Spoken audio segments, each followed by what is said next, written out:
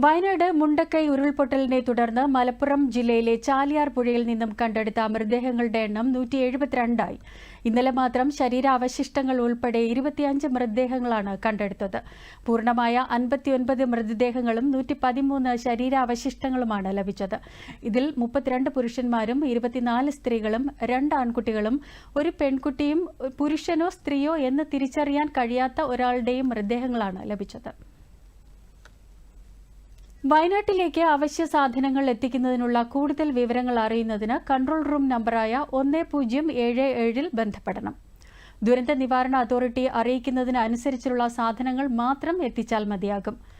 ദുരിതത്തിലായ കുട്ടികൾക്ക് മാനസിക പിന്തുണയ്ക്കായി വനിതാ ശിശു വികസന വകുപ്പിന്റെ ടോൾ ഫ്രീ നമ്പറായ 1098 ബന്ധപ്പെടാം. ആരോഗ്യ വകുപ്പിന്റെ ടെലി മനസ് സേവനവും 24 മണിക്കൂറും ലഭ്യമാണ്. 144416 എന്നതാണ് ടെലി മനസ് ടോൾ ഫ്രീ നമ്പർ.